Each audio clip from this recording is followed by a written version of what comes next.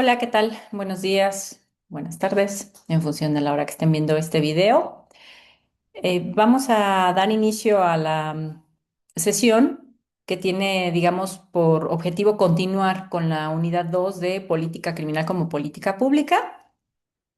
En esta ocasión, nuestra intención será revisar la idea de decisiones basadas en evidencia, decisiones de política pública basadas en evidencia. ¿Cuál es el objetivo principal de la sesión del día de hoy? Pues bueno, básicamente entender a qué nos estamos refiriendo cuando decimos que algo se basa en evidencia y dar un poco la orientación sobre qué tipo de evidencia tendríamos que estar identificando para hacer un análisis previo de decisiones de política criminal. Por supuesto, también hablar de cómo el enfoque de decisiones basadas en evidencia tendría que estar formando parte, digamos, de forma natural en el proceso de política pública, sin que necesariamente esto se considere que es como una especie de moda o únicamente una frase que termina usándose de manera intensiva, pero sin mucho contenido material. Es decir, no queremos, justo lo que queremos evitar es que sea un término usado con únicos efectos simbólicos, pero que no refiera o que no refleje cambios en la práctica. De acuerdo con los objetivos de esta sesión, pues bueno, me gustaría primero proponerles el situarnos en un caso en particular, como para ayudarnos a entender a qué se refiere esta idea de las decisiones de política criminal basadas en evidencia. Y para eso, bueno, posiblemente identifican esta imagen para quienes están, digamos, en Querétaro, quienes viven la política interna y la vida cotidiana en esta entidad federativa de México. Es una imagen tomada de un hecho de tránsito del 2025, ¿no? Un suceso que ocurrió a mediados del año pasado, donde, bueno, una persona que conducía a plena luz del día en estado de ebriedad y que se pasa, ¿no? La luz roja, no se detiene, no hace alto y se impacta contra otro vehículo y, bueno, tiene como resultado la muerte de dos personas. Este caso en particular se situó de manera mediática inmediatamente. Hay muchos factores que podemos analizar de por qué este caso en particular saltó de manera tan importante y relevante a la arena mediática y no otros. Sin embargo, bueno, es importante referir que casos como este, pues en realidad ocurren de manera cotidiana en la ciudad y en la zona metropolitana de Querétaro. Entonces, una vez que se dio este hecho, la solución, eh, digamos, que se encontró frente a esta presión mediática fue la de presentar ante el Congreso Estatal una iniciativa de reforma que pretendía crear la figura denominada como homicidio vial, ¿no? Y bueno, aquí, digamos, ¿qué tiene que ver todo esto? Este escenario que les estoy proponiendo, imaginar y que además es real, con las decisiones basadas en evidencia.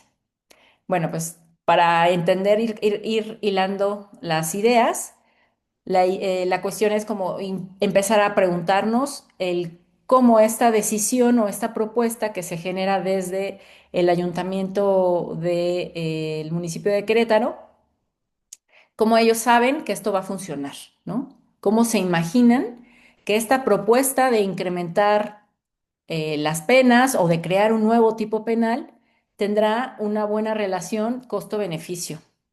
Y sobre todo, y de manera más importante, dado que estamos situados en política criminal como política pública, hay una fase muy importante cuando se diagnostica el problema en el que uno tiene que revisar las distintas soluciones posibles. Entonces, ¿cómo sabemos en este caso en particular que para las autoridades municipales el proponer esta creación del homicidio vial era la mejor solución de entre las disponibles?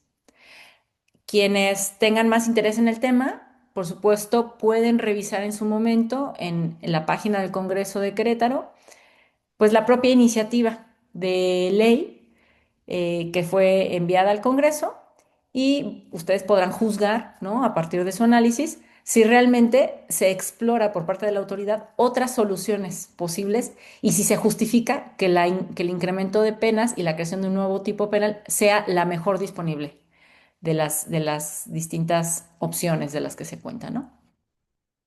Entonces, creo que siempre es importante partir de la idea de que habrá sucesos en el pasado que nos podrán dar información, no solo para entender el presente, sino también para intentar incidir en el futuro. Y ese conocimiento, en ocasiones, viene en manera o se representa a manera de evidencia. Evidentemente, en este caso, pues estaría hablando de un tipo de información muy específica y vamos a ver como qué características debe tener esa evidencia para considerarse sólida y que su inclusión sea o forme parte del proceso de toma de decisiones en política criminal. ¿Qué es lo que implica la política criminal basada en evidencia? Para algunos dirán, bueno, pues implica revisar en una base de artículos científicos qué es lo que se ha dicho sobre esta medida que yo estoy implementando, desde incrementar nuevos tipos penales o aumentar las penas de prisión, o por el contrario, en lugar de pensar en crear nuevos tipos penales, pues descriminalizar cosas que ya están en el Código Penal, retirarlas de la esfera penal y llevarlas al ámbito administrativo o de atención de otra área de política pública, podría ser sanidad, podría ser temas laborales, etcétera. ¿Sería únicamente revisar artículos sobre ese tema?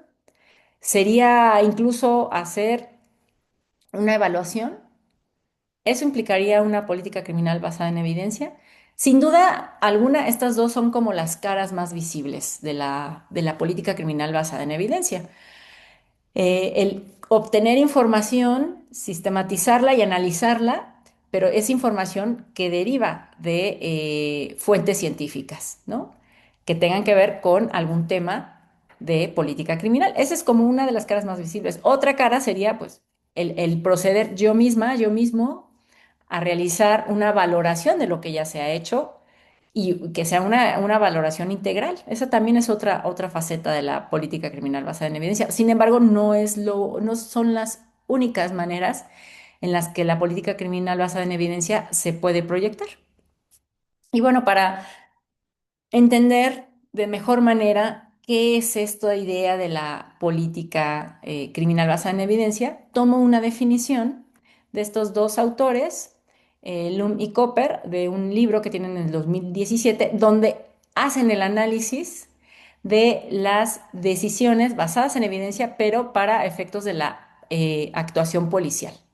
Entonces, para estos autores, el enfoque basado en evidencia significa, como se menciona en esta diapositiva, que la investigación, la evaluación, el análisis y los procesos científicos deberían ocupar un lugar en la mesa cuando se toman decisiones, sean de manera más amplia sobre cualquier política o de manera más micro sobre aspectos tácticos y estratégicos. Esa es como una primer faceta de las decisiones basadas en evidencia. Sin embargo, eh, lo incluso lo llevan más lejos, ¿no?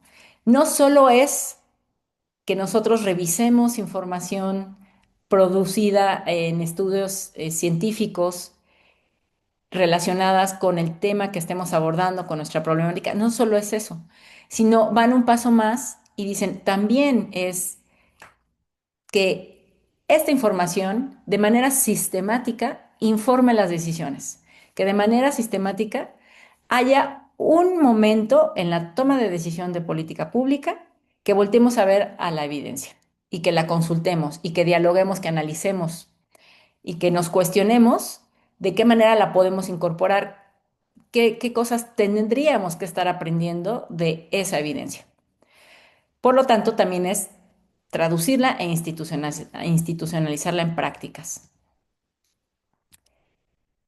Por tanto, como les decía anteriormente, las decisiones basadas en evidencia en el ámbito criminal o en el ámbito de política criminal no únicamente es revisar artículos, no únicamente es por mi parte hacer una evaluación, sino que implica un proceso constante de traducción de conocimiento, ¿no? Conocimiento que ya fue sistematizado, de institucionalización de prácticas, pero por supuesto también de aprendizaje institucional, de aprendizaje de las organizaciones y de evaluación de las distintas intervenciones, de las distintas operaciones, de los distintos programas que nosotros estamos llevando a cabo desde una perspectiva científica. Por supuesto, esto conlleva pues muchos retos y los vamos a ver más adelante. ¿Por qué es importante? Hay varios argumentos de por qué es importante incorporar el enfoque el enfoque basado en evidencia dentro de la política criminal. Uno de los más importantes se refiere a la legitimidad misma de la toma de decisiones en democracias. Recordemos que, bueno, en regímenes democráticos, pues las autoridades están sujetas a determinados principios, principios relacionados con el ejercicio del poder, con la rendición de cuentas, con el respeto a derechos humanos, etcétera. Evidentemente, en un escenario donde hay recursos escasos, es importante justificar por qué ciertos recursos los llevamos a un lugar y no a otro, porque al final, pues los problemas son diversos, siempre hay necesidades. Sin embargo, el gobierno, el Estado, tiene obligación de justificar por qué atiende unas necesidades y no otras, por qué da más prioridad a unos temas y no a otros. En ese sentido, para un poco justificar esas decisiones, sirve la evidencia, ¿no? Nos permite anticipar si la manera como distribuyamos los recursos han mostrado efectividad en otro lugar. También nos permite anticipar posibles consecuencias colaterales. La evidencia nos puede decir en otro lugar determinada intervención en materia de política criminal, pues tuvo estos efectos secundarios. Por poner ejemplos. Sabemos, por ejemplo, ya digamos, que hay bastante evidencia que nos dice que la criminalización del consumo de sustancias psicoactivas no es, digamos, la mejor forma de incidir en el problema público de consumo de drogas. Si estamos frente a esa evidencia que es como tan contundente y que además se ha logrado sostener en distintas jurisdicciones, ¿qué es lo que nos tendría que decir esa evidencia al momento de tomar decisiones sobre cómo atendemos un problema de consumo problemático de sustancias psicoactivas? Pues claramente nos estaría orientando decisiones, ¿sí? Que nos permitirían al final del día decir, bueno, la decisión está sustentada no solo en evidencia, sino que además se justifica en la medida en la que me permitirá ser más efectiva y me permitirá además también tener menos efectos colaterales o daños secundarios. Esto es bastante reconocido, por ejemplo, en salud pública. Cuando estamos dentro del ámbito del espectro de la salud pública, como que nadie se cuestiona que haya este tipo de obligación de informar las decisiones basadas en evidencia. Como que todo el mundo asume, por supuesto, que incluso antes de jugar con la vida y la salud de las personas, pues tiene que haber una justificación lo suficientemente poderosa para llevar a cabo intervenciones en materia de salud pública, desde campañas de vacunación, la misma, por ejemplo, en su momento la pandemia, ¿no? El hecho de haber pedido a la población que que nos encerráramos, pues tenía de suyo, obviamente, ¿no? Cierta evidencia respecto de la virulencia de esa nueva enfermedad y sobre las formas de contagio.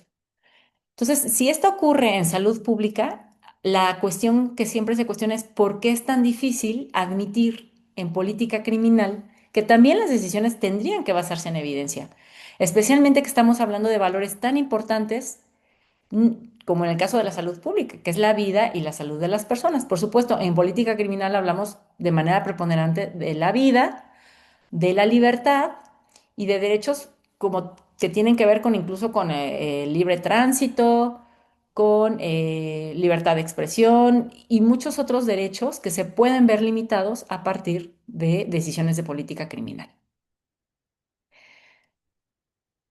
Y pues aquí la cuestión es si deberíamos considerar mala praxis, así como se hace en el campo de la salud pública, una mala praxis médica, si esas ideas de mala praxis médica podrían también trasladarse al campo de la política criminal y decir que sería una mala praxis mantener prácticas que ya sabemos y que ya se ha demostrado que no funcionan o generan daño. Y por supuesto aquí el debate puede ser muy amplio.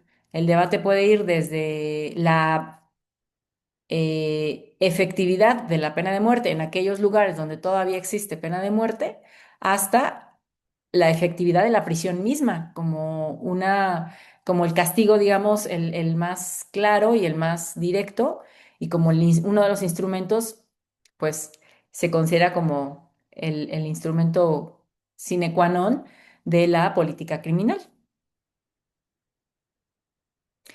Por supuesto, también creo que otro argumento, además de de la rendición de cuentas en contextos democráticos, está otro argumento que justifica el ir avanzando hacia la incorporación del enfoque basado en evidencia dentro de la política criminal, que es básicamente la idea de que la evidencia es un antídoto contra el populismo punitivo y contra reacciones autoritarias. Yo creo que eso es algo muy importante y bueno, de hecho nos permite un poco ligar estas ideas al caso de Querétaro, ¿no? Regresamos un poquito al caso que estábamos analizando al inicio y bueno, si bien la iniciativa se presentó en julio del 2025, la aprobación de esta reforma en el Congreso local se hizo a inicios del 2026. Y creo que hay como muchos aspectos que pueden analizarse de esta decisión de política criminal. Por un lado, pues la propia creatividad, digamos, de la decisión o de la solución, ¿no? Mencionar que ya existía desde el 2008 un tipo penal que justamente sancionaba a las personas que condujeran un vehículo en estado de ebriedad o bajo los influjos de alguna sustancia psicoactiva y que después de, digamos, producirse un hecho de tránsito a causa de su estado, pues produjeran lesiones o la muerte de un tercero o de una tercera persona. Entonces, creo que es importante, número uno, como cuestionarnos, ¿no? ¿De qué manera resultaba novedosa esta solución, por un lado, pero además creo que los legisladores, las legisladoras e incluso quienes hicieron la propuesta de esta reforma debieron primero haber evaluado los resultados de esa reforma del 2008? ¿Qué impacto tuvo en su momento la introducción de este tipo penal en el Código del Estado de Querétaro? ¿Se evaluaron resultados? Se evaluó el impacto, digamos, el después de esa reforma? ¿Realmente contribuyó a la prevención de delitos? ¿La gente realmente se disuadió de conducir en estado de ebriedad o de conducir bajo los efectos de alguna droga? Esa es como la primera pregunta. Evidentemente, bueno, les reitero, les hago una invitación para que si gustan, pues puedan revisar los documentos que se desprenden tanto de la iniciativa como del dictamen. En lo personal, considero que no está agotada ninguna discusión de este tipo. Y bueno, además surgen otras preguntas que incluso tienen que ver con lo que veíamos en su momento de los principios de la política criminal, esta idea de que el derecho penal tiene que ser la última respuesta, ¿no? Sin embargo, si ustedes ven frente a estos sucesos, digamos, el fenómeno mediático que generó el suceso que describí en en una de las primeras diapositivas, realmente se observa que pues fue un episodio de estos de los que la criminología nos refiere como pánico moral, ¿no? Entonces, tuvimos esa situación donde se cruzaron o se entretejió un escenario de pánico moral que hace muy propicio la presencia de discursos políticos de carácter punitivista, ¿no? Gente que se aprovecha de la situación, o no es tanto que se aproveche, sino que, bueno, acuden, digamos, a este tipo de respuestas que sacian un poco como la necesidad de la ciudadanía de saber que se hace algo, pero que en el fondo son decisiones muy por encima, ¿no? Son en realidad como parches, que además no tienen en realidad como que ningún costo para quienes las promueven, costo en términos del trabajo que implica detrás. O sea, es muy sencillo elaborar una iniciativa con poco sustento. eh, bueno, en este caso no podría decir que esta iniciativa tenía poco sustento, habría que revisarla con más calma, ¿no? Sin embargo, me parece que es como dentro de las cosas que se pueden hacer, pues es bastante económico. Hay quienes están promoviendo, por ejemplo, a diferencia de las reformas legales, pues están promoviendo cambios de otro tipo. Para empezar, que en el caso de Querétaro se cumpla con lo que se establece en la Ley General de Movilidad a nivel nacional y que de hecho en el estado de Querétaro prácticamente estamos en un incumplimiento. Hay otras personas que dicen, bueno, pues es que el diseño de las vialidades en Querétaro en gran medida permite que las personas pues conduzcan a exceso de velocidad, independientemente de si se encuentran en estado de ebriedad o no. Y también hay muchos accidentes que se dan por el solo hecho del diseño de las vialidades. Entonces, realmente es mucho más económico y más fácil decir, pues promueves una reforma al Código Penal que me pongo a modificar la infraestructura y el diseño de las vialidades. La siguiente pregunta es si se analizó qué efectos tendría el incremento de penas. Lo que ocurrió, digamos, con estas reformas que se aprobaron a inicios del 2026 es que el tipo penal que ya existía, lo único que se hizo fue incrementar las penas. Se incrementaron las penas de prisión. Entonces la pregunta es, bueno, cuando tú propones una solución, tienes que anticiparte como a los efectos que tendrá esa solución. Y al menos en los documentos que yo he revisado, pues no hay nada que diga que haga un análisis del costo que implicará ese incremento de penas. No solo un costo económico por las personas que permanecerán más tiempo en prisión, sino incluso costo en términos de pues, lo que implicará, ¿no? Que esta medida de prisión pues, se incremente a lo largo del tiempo para familias, para las y los familiares de las personas que estarán dentro de prisión, cómo impactará esto para las personas también obviamente las que son imputadas, etcétera. O sea, creo que hay como varios aspectos que se tendrían que revisar de manera más detallada. Además, creo que es relevante mencionar que a nivel internacional ha habido iniciativas en sentido similar. Entonces, creo que sí debió de haberse, al menos en este caso en particular, justificado a partir incluso de investigación comparada, que es lo que ha ocurrido en lugares como España, por ejemplo, donde desde el 2007 tienen delitos contra la seguridad vial y que pues prácticamente de manera reciente pues casi una tercera parte de quienes están en prisión por delitos de seguridad vial, ¿no? Además, toda la investigación criminológica que existe sobre el factor de incrementar penas, pues realmente demuestra que cuando nosotros modulamos la severidad, pero no modulamos ni la celeridad con la que se imponen los castigos, ni la certeza con la que se imponen los castigos, realmente es inefectivo o es poco efectivo. Y bueno, por supuesto, relacionado con esta idea de que el derecho penal tendría que ser pues la última respuesta, creo que algo que no se está haciendo, ya digamos conectándolo con lo que mencioné de esta idea de que no se están promoviendo modificaciones a la infraestructura, al trazado, al diseño, que por supuesto esas no son medidas de política estrictamente criminal, pero se conectan en la medida en la que busquen prevenir accidentes o hechos de tránsito.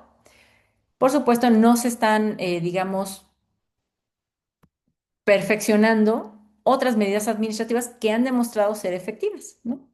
La reducción de disponibilidad del alcohol, obviamente esto tiene que ver con los horarios de venta de alcohol en lugares públicos, los incrementos de puntos de revisión, realmente en la zona metropolitana de Querétaro, pues se incluyan pruebas que además de medir los niveles de alcohol en sangre, pues detecten sustancias psicoactivas. Esto es importante.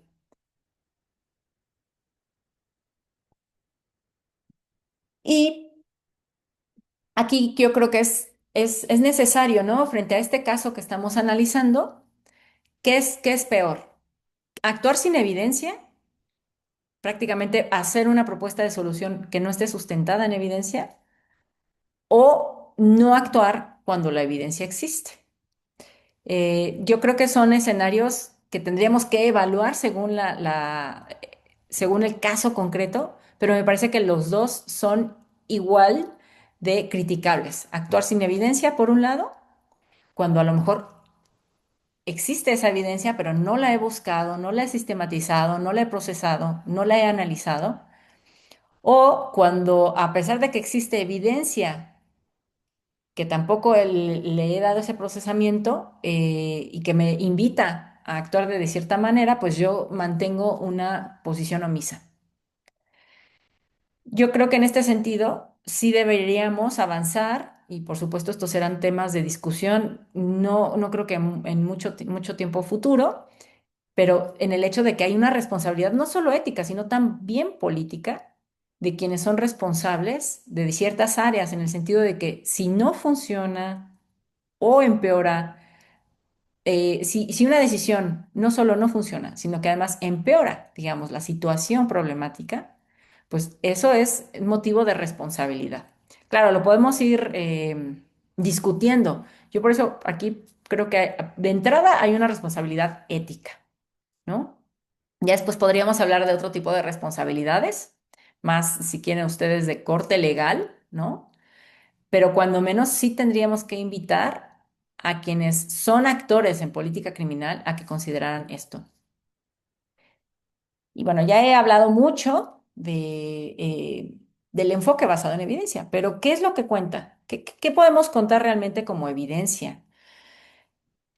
Pues aquí creo que sí es importante circunscribirnos a que se trate de evidencia obtenida a partir de un proceso de investigación científica, ¿no?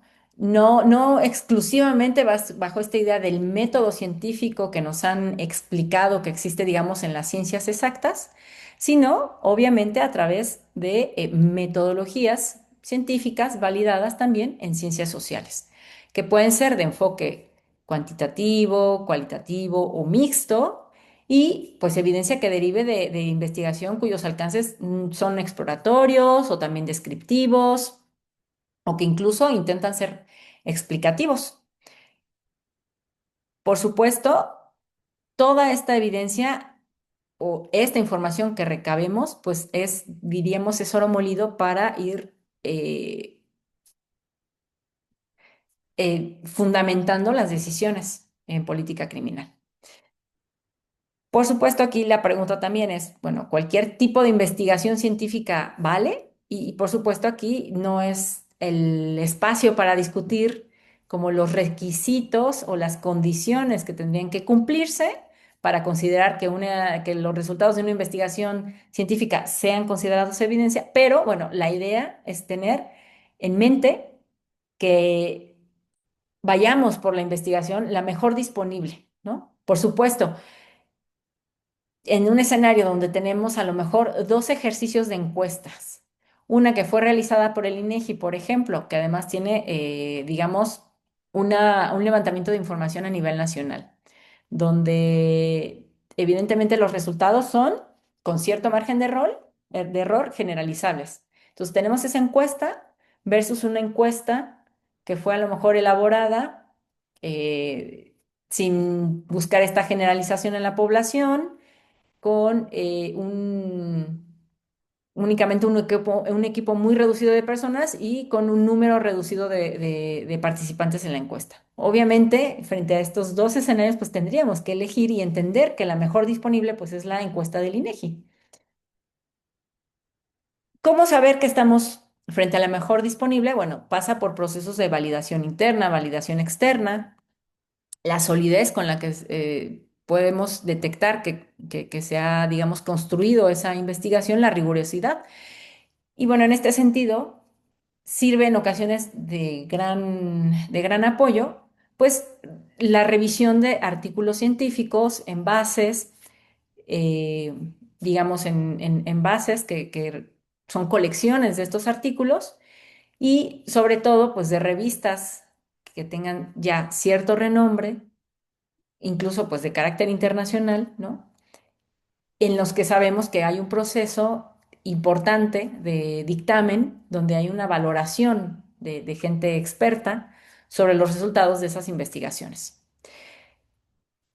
Por ejemplo, si encontramos un artículo que nos dice o que nos indica sobre prácticas muy exitosas para reducir la reincidencia entre jóvenes, pero no nos explica la metodología, pues ese artículo definitivamente no lo tendríamos que considerar.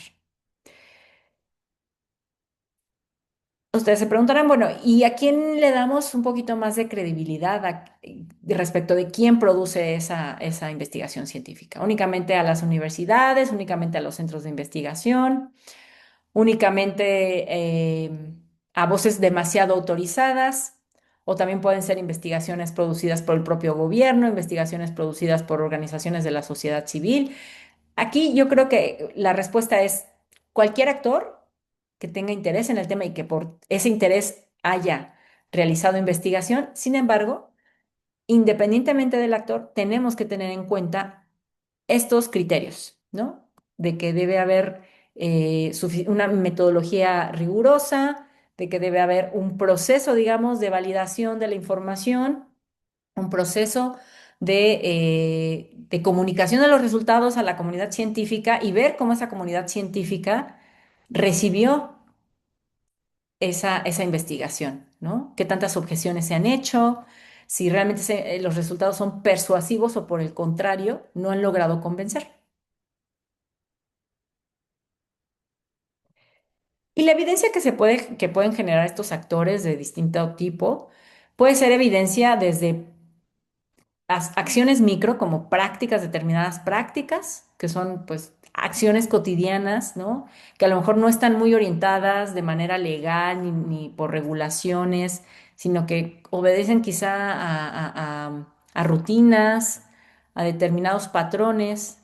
Entonces, podemos evaluar desde eso micro a algo ya más intermedio, que son los programas, ¿no? Entendiendo programas como este conjunto coherente de actividades que se implementan desde el gobierno, que están orientadas a cumplir un objetivo general, que tienen protocolos definidos, manuales de implementación, que obviamente involucran procesos de capacitación, de asistencia técnica. Entonces, bueno, por poner un ejemplo, ¿no? Aquí tenemos pues los programas nacionales de prevención de la violencia y la delincuencia. Entonces, podemos evaluar, eh, bueno, más bien, podemos rescatar evidencia derivada de estos programas. Podemos rescatar, por supuesto, evidencia también desde un nivel más macro, ¿no? En sí, de la política como tal, en este caso de una política criminal en particular. Entonces, en esos distintos niveles se genera evidencia y la podemos usar en un futuro para nuestras, pues, para decisiones múltiples, dependiendo de qué es lo que nos toque a nosotros hacer. Si en algún momento somos actores de política criminal, pues la idea es que esa evidencia sustente nuestras decisiones y nos oriente sobre cuál solución es la mejor. Si por el contrario no somos actores de política criminal, digamos, de estos primarios, sino que más bien a lo mejor somos un actor más expectante, somos espectadores, pues bueno, esa evidencia nos permite evaluar, ¿no? Y aquí es donde entramos efectivamente, quizá para efectos de situarnos nosotros como espectadores, podemos recurrir a evaluaciones que ya se han hecho en esos distintos rubros, sean prácticas, sean programas, sean políticas. Podemos recurrir a evaluaciones que ya se han hecho. Normalmente es la evidencia más común, es la que en los últimos años está más disponible. Entonces, hay evaluaciones de distintos tipos, ¿no? Yo aquí pongo, digamos, no es la clasificación estándar, pero que para efectos de política criminal quise como organizarla de esta manera porque evidentemente nos permite evaluar las distintas decisiones que se toman en el ciclo de política pública. La primera evaluación tiene que ver con la situación del problema o con el problema, ¿no? Con las necesidades que se detectaron en esa situación insatisfactoria, en esa situación que representa una brecha entre lo que me gustaría que existiera y lo que existe. Y también se evalúa, digamos, la teoría que sustentó esa posible solución o las soluciones que se eligieron, ¿no? Entonces, se evalúa normalmente si el diagnóstico que se hizo fue adecuado, si realmente consideró todos los elementos que estaban detrás de ese problema. Básicamente es hacer nuevamente una revisión, digamos, de la situación y contrastar. Este actor de política criminal, para este actor de política criminal, ¿cuál era el problema? ¿Realmente ese era el problema o había un problema detrás? Las causas que me menciona este actor, ¿son las causas primarias o en realidad son causas más distantes? Además, este actor de política criminal realmente explicó de manera adecuada cuál es la hipótesis causal o el mecanismo que explica el por qué tenemos esta situación problemática.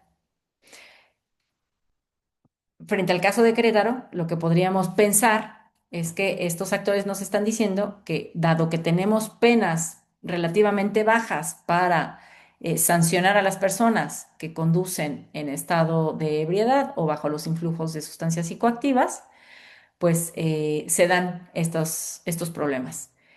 Y de ahí que necesitemos, pues, incrementar las penas, ¿no? Esa es como la hipótesis causal. Como tenemos penas que son blandas, pues necesitamos incrementarlas para que la gente realmente se disuada. Entonces, bueno, digamos que este sería un ejemplo de esta evaluación. Otras evaluaciones que existen y de las cuales podemos tomar evidencia, que ya están hechas por alguien más, pues son evaluaciones sobre la implementación de determinado decisión de política criminal, ¿no? Entonces, nos permite ver si lo que se está operando realmente se está haciendo según lo que se dijo que iba a ocurrir, ¿no? También hay normalmente lo que se logra conseguir también son evaluaciones de resultado, ¿no? Si se están consiguiendo los objetivos o no de esa decisión de política, en este caso de decisión de política criminal. Quizá realmente desconozco si en el caso de hechos de tránsito existan evaluaciones de resultados sobre la modificación al Código Penal del 2008, cuando se introdujo por primera vez este tipo penal. Desconozco si existe, pero bueno, básicamente, si existe, nos tendría que decir, ¿no? ¿En qué medida se han alcanzado los objetivos? ¿En qué medida se ha prevenido la muerte de personas a partir de la introducción de este tipo penal en el Código Penal? Y, por supuesto, una evaluación de impacto no nada más es como la consecución de objetivos, sino lo que mide o lo que evalúa es si consiguió realmente incidir en las causas primarias del problema. Y esto conlleva, en caso de que sí haya logrado incidir de manera positiva, pues conlleva resultados, digamos, o efectos a largo plazo. Hay otro tipo de evaluaciones, evaluaciones de costo-beneficio, evaluaciones de costo-eficiencia, evaluaciones de costo-efectividad, que son como muy interesantes de considerar de manera integral, sobre todo cuando tenemos distintas soluciones que estamos barajando nuestra, en nuestra situación, que no estamos, a lo mejor como actores de política criminal, no estamos seguros de por cuál decantarnos. Entonces, quizá resulta que estas decisiones que nosotros estamos pensando ya se tomaron en alguna otra jurisdicción o en algún otro lugar. Entonces, si se han producido evaluaciones en esas otras jurisdicciones, en esos otros lugares, vale la pena revisarlos, porque a lo mejor esas evaluaciones de costo-beneficio me permiten ver que realmente los beneficios de esa decisión han superado los costos. O a lo mejor, si es una evaluación de costo-eficiencia, me permite ver que es posible, con los recursos que yo cuento, tener resultados positivos. Y finalmente, el de costo-efectividad me anticipa un poco, ¿no? A saber cuánto es lo que tengo que gastar para lograr realmente un impacto positivo. Creo que estos son como aspectos que sin duda, si tuviéramos desde antes al tomar una decisión de política criminal, sería bastante valioso. Y vuelvo al punto, ¿por qué si en salud pública es como un estándar bastante reconocido y ni siquiera cuestionado el que todas las decisiones se tomen con evidencia, porque está en juego la salud y la vida de las personas? ¿Por qué en el caso de la política criminal no? Si de igual manera estamos hablando de valores importantes. Por supuesto, la evidencia nos puede decir, nos puede advertir de varias cosas, ¿no? Nos puede advertir de cuáles son las alternativas menos costosas bajo esta idea del análisis costo-beneficio o del análisis costo-eficiencia, pero también nos permite ver por qué seguimos haciendo cosas que han mostrado tener poca efectividad.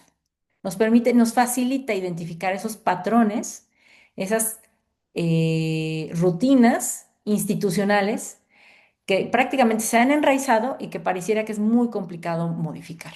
Entonces, un ejemplo es cuando se actúa de manera reactiva en política criminal, o sea, es prácticamente de manera indiscriminada pensar que únicamente incidiendo en el Código Penal es como vamos a lograr cambios en aspectos de delincuencia, violencia, etcétera. Realmente ya hay bastante evidencia que nos dice que eso no funciona. Entonces, esa evidencia lo que nos invita es a buscar lo que sí funciona, ¿no? Y pensar en otras posibilidades, en otras vías, pensar en involucrar otras arenas de política pública. Y bueno, para un ejemplo, pues va a estar la discusión sobre la prisión. Por supuesto, la prisión vista no desde una perspectiva únicamente retributiva o de merecimiento, de esa persona tiene que estar en prisión porque se lo merece, sino incluso desde una perspectiva también utilitarista o prácticamente que tiene que ver con los beneficios que se obtienen de que una persona sea puesta en prisión. Entonces, incluso desde esta otra visión, ¿no? Digamos, de ver los pros y los contras de la prisión, pues a lo mejor nos damos cuenta que en algunas jurisdicciones se ha demostrado que sentencias cortas acompañadas de procesos de supervisión posteriores a haber egresado de la prisión, pues son también efectivas en lugar de mantener mucho tiempo a la persona en prisión o que la intervención de personas en prisión desde los modelos de riesgo, necesidad y responsabilidad o desde este otro modelo, el modelo de la buena vida, que además son modelos antagónicos, pero que cada uno de ellos ha mostrado cierta efectividad, pues dicen, bueno, ¿cómo es que el trabajar con la población penitenciaria desde estos modelos pareciera que es como más efectivo que únicamente pues tener a las personas en prisión durante mucho tiempo? Y ustedes pensarán que ya tener la evidencia es lo suficiente, quizá, o no. A lo mejor son se cuestionan, ¿no? De si basta con tener evidencia de qué es lo que funciona y de qué es lo que no funciona. Pues me gustaría que reflexionen un poco sobre los temas que ustedes trabajan, sobre los aspectos que se encuentran ustedes analizando. ¿Basta con tener la evidencia o eso es aún insuficiente? Pues ahora sí que la otra parte de tener, de hablar del enfoque basado en evidencia es usarla. O sea, no basta con tenerla, sino que es importante incorporarla dentro de los procesos de decisión del ciclo de política criminal, ¿no? Y entonces eso nos lleva al campo de la implementación y no solo la implementación, sino también a tener cuidado de que cuando algo que ya se basó en evidencia está funcionando, pues por supuesto, sí, implementar, ¿no? Implementar, digamos, esa evidencia, pero tener precaución, es decir, no creer que es escalable de por sí, ¿no? Si algo está funcionando en Querétaro, que se está haciendo bien, a lo mejor cierto modelo de operación policial o cierto modelo de prevención del delito, pues pensar que ese va a funcionar así una vez que lo llevemos a nivel nacional y lo implementemos. Pues no, aquí es importante tener siempre en cuenta el tema de la escalabilidad. Entonces, pues ya se observa que la evidencia por sí misma y de manera aislada no es suficiente, ¿no? Es necesario traducir toda esa información que tenemos o que hemos podido recabar, que puede ser mucha o puede ser muy poca, pero traducirla en decisiones. Obviamente esto va más dirigido a quienes hacen política criminal, a quienes son los actores de política criminal. Pero incluso para quienes nos dedicamos desde la academia a evaluar las decisiones de los actores, es importante, evidentemente, pues tener en cuenta, ¿no? Como este proceso que incluso pues tiene que ver con el proceso de investigación mismo. O sea, por un lado, pues recolectamos los datos, analizamos, determinamos la decisión para quienes son actores de política criminal e implementan esa decisión, pero no la implementan y asumen que va a funcionar, sino que hay que darle seguimiento, hay que estar monitoreando, ver si está funcionando, ver si son los resultados esperados o están surgiendo consecuencias no deseadas. Y por supuesto, en la última fase viene como todo este proceso ya, digamos, de evaluación de resultado, de evaluación de impacto, que debe sumar todo un proceso de retroalimentación con los distintos actores para ver si esta solución, número uno, funcionó o no funcionó, y si funcionó, cuestionarnos si es escalable. Y bueno, eh, creo que hay una fase de esta que mencioné sobre el análisis de la evidencia que no es sencillo. O sea, digamos, esto lo pongo así como si fuera algo que se puede realizar de manera muy fácil, pero en realidad es complejo. Y el proceso de análisis, para el proceso de análisis, retomo, digamos, esta matriz propuesta por Bloom y Copper, ¿no? Que es una matriz que nos permite analizar evidencia en materia de política criminal. Digamos que yo hago una readaptación y la propongo o propongo su uso en materia de política criminal, ¿no? Entonces, bueno, nosotros podemos ir recogiendo evidencia e irla categorizando en función de la amplitud de nuestro objeto o de nuestro objetivo, según el problema que estemos identificando o la acción que se esté analizando. Entonces, bueno, habrá acciones que van dirigidas a una persona, a personas específicas con perfiles específicos, o a grupos, o a lugares, o a colonias, o a toda una jurisdicción completa, o a todo un estado. Entonces, tendríamos que ponerlas como en cajitas, ¿no? En función de esta clasificación. Después, podríamos agregar niveles para saber si el mecanismo de prevención es muy general o está bastante enfocado, ¿no? Muy general, pues estaríamos hablando de aspectos que tienen que ver, por ejemplo, con prevención primaria. Quizá ya cuando nos empezamos a enfocar es cuando estamos hablando de prevención secundaria, prevención terciaria.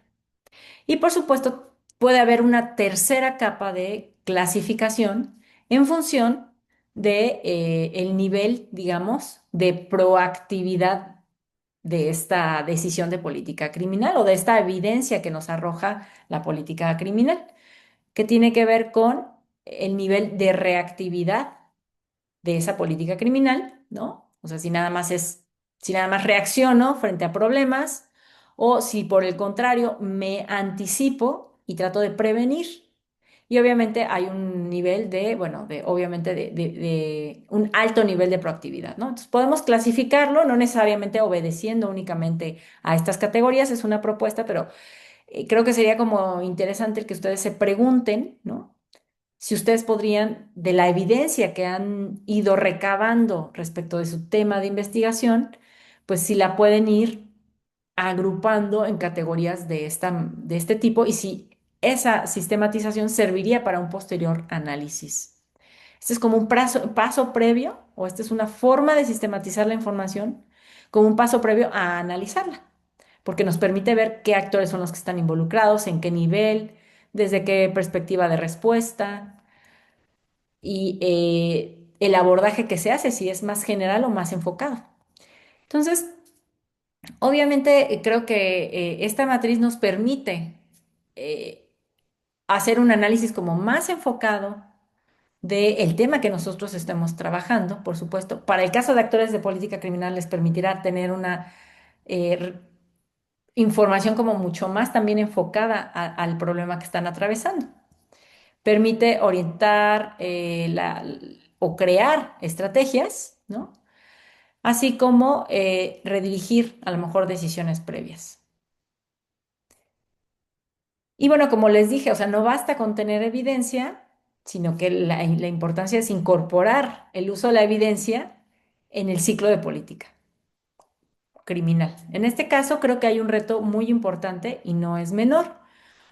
Venimos de distintas culturas laborales, organizacionales, institucionales, donde, bueno, rigen principios quizá más asociados con la autoridad, donde a lo mejor no se hace mucho uso de la evidencia, donde no hay incentivos para hacer uso de la evidencia, donde quizá hay hasta poca capacidad institucional y profesional para hacer uso de evidencia o generar evidencia. Entonces, creo que eso es un reto actual que sin duda pues será progresivamente superado en la medida en la que las instituciones adquieran más compromiso con el hecho de tomar decisiones basadas en evidencia y las mismas personas que trabajan en las instituciones se profesionalicen.